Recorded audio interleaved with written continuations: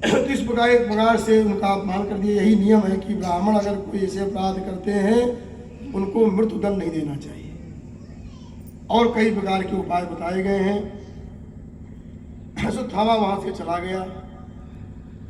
यहाँ भागवत के अनुसार तो उन्होंने दोबारा ब्रह्मास्त्र का प्रयोग कर दिया। उत्तरा के गर्भ में सोचा यही उत्तरा का गर्भ बचा है, कौरव पांडव में अब कोई तो बचा नहीं है, पांडव के बाद कौन होगा, उत्तरा का गर्भ है, तो इसको नष्ट कर दिया जाए। तो अभिमन्यु की जो पत्नी थी उत्तरा गर्भवती थी, तो उन्होंने महाभारत के अनुसार वही जो ब्रह्मास्त्र था वही ब्रह्मास्त्र उत्तरा के गर्भ में चला गया। तो जब अश्वत्थामा ने ब्रह्मास्त्र का प्रयोग किया उस समय उनका जब पेट जलने लगा, उधर जलने लगा, उत्तरा ने भगवान से प्रार्थना किया, भगवान को पुकारा, पाही रक्षा करो, हे महायोगिन, हे देव, हे जगतपते रक्षा करो। और अब आपके सिवा दूसरा कोई नहीं है जो हमारे गर्भ की रक्षा कर सकता है, हमारे गर्भ की रक्षा करो, ऐसा भगवान से प्रार्थना किया। और भगवान क्या है, उनके गर्भ के अंदर पहुंच गए। तो भगवान तो महायोगी कहा ना, योगी कहीं भी आ सकते हैं, योगी के अंदर कई सिद्धियां होती, सूक्ष्म रूप होता है। भगवान को महायोगी कहा, भगवान महायोगी बन गए, बन करके उधर में चले गए, अपने सुदर्शन से रक्षा किया गर्भ की, और गर्भ में ही भगवान ने दर्शन दे दिया। जो है परीक्षित को गर्भ में ही भगवान का दर्शन हो गया। इस प्रकार से भगवान ने रक्षा किया। उसके बाद अब भगवान ने पांडवों को सब कुछ मिल गया, मिलने के बाद अब भगवान अपने हस्तिनापुर जाना चाहते हैं। तो उस समय जो है कुंती ने भगवान से प्रार्थना किया और कहा कुछ आप जा रहे कुछ मुझे देकर जाओ, क्योंकि मैं आपकी बुआ हूँ। भगवान की कुंती बुआ थी, इसलिए भगवान से कहा कि मुझे कुछ देकर जाओ जो मुझे चाहती हूँ। भगवान ने कहा बुआ आपके लिए कुछ भी अधेय नहीं है, आप जो चाहें सब मिल जाए, क्या चाहती हो मांगो। लेकिन एक से ऐसे भक्त हुए हैं, ये पांडवों का वंश कितना पवित्र था, वही चर्चा कर रहे हैं कि कहते हैं कुंती ने क्या मांगा भगवान से, कोई मांग नहीं सकता है। कुंती ने मांगा कि विपदः सन्तु नः शश्वत् तत्र तत्र जगद गुरो भवतो दर्शनम यत्स्या दपुनर्भव दर्शनम। कहा कि विपदा सन्तु नः, शश्वत में निरंतर सदैव विपदाएं हमारे ऊपर आती रहे। हम लोग विपदाओं से बचना चाहते हैं, वो कहती सदैव विपदाएं आती रहे हे जगत गुरु। कहा ऐसा क्यों, विपदा कोई मांगता है, संपत्ति सब लोग मांगते, विपत्ति कोई नहीं मांगता। तो कहा ऐसा क्यों, तो कुंती ने कहा हमारे लिए वही संपत्ति है, विपत्ति संपत्ति है। क्यों कि विपत्ति में आपका दर्शन होता है, विपत्ति आती तब राम राम पुकारते हैं, कोई भगवान को पुकारता है व्यक्ति, भगवान चिंता स्मरण, और जब संपत्ति आ जाती भगवान भूल जाते हैं।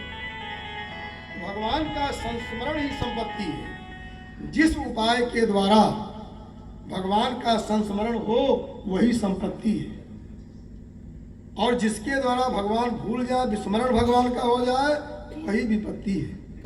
इसलिए हमारे लिए जब तक विपत्ति रही तब तक आप हमारे पुत्रों के साथ रहे, कभी साथ नहीं छोड़े। अब संपत्ति मिल गई, अब द्वारिकापुरी जा रहे हैं, इसलिए मुझे विपत्ति आप देते रहे। विपत्ति में भगवान का दर्शन होता है। विपत्ति जो है भगवान की कृपा, ये मैं समझे विपत्ति में क्यों दे रहे हैं। विपत्ति देने का अभिप्राय है कि आपने जो कर्म किया, जो आपने कोई पाप कर्म किया, उसका दंड आपको भगवान देते रहते हैं, ताकि भगवान चाहते इसकी परम गति हो, उसको नरक में न जाना पड़े, इसलिए विपत्ति देते हैं अपने लोगों को। और जो पापी लोग होते हैं वो पाप करते रहते हैं, सूद ब्याज के साथ उनको इकट्ठा मिलता है, नहीं मिलेगा, पूरा मिलेगा। इसलिए अधर्म से लोग पहले बढ़ते हैं, लेकिन उनका बहुत भयंकर सर्वनाश होता है। लोग कहते हैं रावण बहुत दीर्घायु था, इतना पाप किया, बहुत दीर्घायु था। मैं तो कहता हूँ अल्पायु था वो, क्या दीर्घायु था वो। आप अपनी दृष्टि मत सोचिए, विभीषण दृष्टि सोचिए। विभीषण आज भी जीवित है, एक उनका भाई आज भी जीवित है। और रावण का तो बहुत पहले, कम से कम 2.25 करोड़ वर्ष हो गए रावण की मृत्यु हुई, 2.25 करोड़ वर्ष। तो आप सोचिए कि रावण अल्पायु था कि नहीं रहा था, विभीषण दीर्घायु हुई। इसलिए जो है,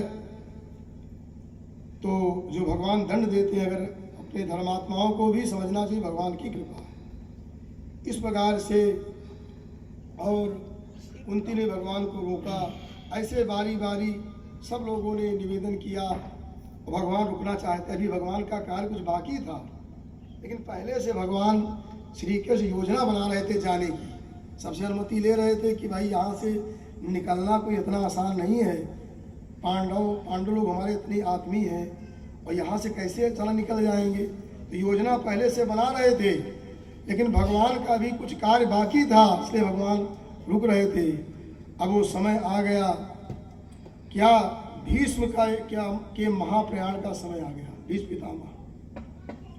पितामह के महाप्रयाण का समय आ गया, क्योंकि उनको इच्छा मृत्यु का वरदान था। वो जब चाहते तभी उनकी मृत्यु होती। तो समय आ गया, उत्तरायण सूर्य आ गए, उनके जब मृत्यु का समय आया, उसी समय श्री युधिष्ठिर जी ने भगवान श्री कृष्ण से कई प्रकार के प्रश्न किए और ये भी कहा कि मुझे ऐसा लगता है कि इतना बड़ा महाभारत युद्ध हुआ, उसमें इतने लोगों का संहार हुआ, उसके उत्तरदायी हम हैं। ऐसा प्रश्न किया। भगवान श्री कृष्ण ने कहा चलो उस समय हम लोग चलते हैं भीष्म पितामह के पास, और वही तुम्हारे प्रश्नों का उत्तर देंगे। उनके पास जाते हैं और उसी समय बताते हैं, जाने कितने ऋषि मुनि सब वहाँ पहुँच जाते हैं। जब पांडव सहित भगवान श्री कृष्ण के सहित पांडव पहुँचते हैं, में सबके नाम गिनाए गए, बहुत सारे ऋषि मुनि वहाँ पहुँच गए, क्योंकि भीष्म पितामह महाभागवत थे। यहाँ लिखा है रेणुका सुता, रेणुका के सशिष्यो रेणुका सुता, जो रेणुका के पुत्र थे। कौन? जामदग्नि, भगवान परशुराम जी पहुंच गए भीष्म के महाप्रयाण पर। उस समय पहुंचे और युधिष्ठिर और भीष्म पितामह का संवाद हुआ। युधिष्ठिर के अनेक प्रश्नों का समाधान किया भीष्म पितामह जी ने। उसके बाद भीष्म पितामह जी भगवान की स्तुति करते हैं। क्या कहते हैं? मैं श्लोक एक सुना रहा हूँ, उसके बाद आप भजन के माध्यम से श्रवण करेंगे कि भीष्म पितामह जी भगवान की प्रार्थना करते हैं। मैं श्लोक सुना रहा हूँ। पहले भगवान कहते हैं, भीष्म पितामह भगवान से प्रार्थना करते हैं कि सादेव देवो भगवान प्रतीक्षतां कलेवरं यावदिदं भिनोम्यहं प्रसन्नहासारुणलोचनोल्लसन् मुखाम्बुजो ध्यानपथश्चतुर्भुजः। कृष्णामा जी ने कहा देव देवानाम देवा देव देव माने होता है जो स्वयमेव दिव्य, अपने प्रकाश से प्रकाशित। ऐसे देवताओं के आप देवता हैं, आप प्रतीक्षा करें, हमारे सामने खड़े हो जाएं और प्रसन्न हासारो, सुंदर प्रसन्न गूढ़ हास आपकी हो, प्रसन्नता हो, और अरुण लोचन उल्लसन, बढ़िया खिला हुआ आपका मुखारविंद, मुख कमल, चतुर्भुज में आप हो जाइए, हमारे सामने विद्यमान हो जाइए। और जब तक हमारे प्राण न चले जाएं, जब तक मैं अपने प्राणों का त्याग न कर दूं, तब तक इसी मुद्रा हमारे सामने मुस्कुराते रहिए। ऐसी दिव्य झांकी का अपने नेत्रों के माध्यम से हृदय में ला करके और फिर मैं महाप्रयाण करूंगा। इस प्रकार से प्रार्थना कर रहे हैं। आइए आप लोग भजन के माध्यम से श्रवण करें।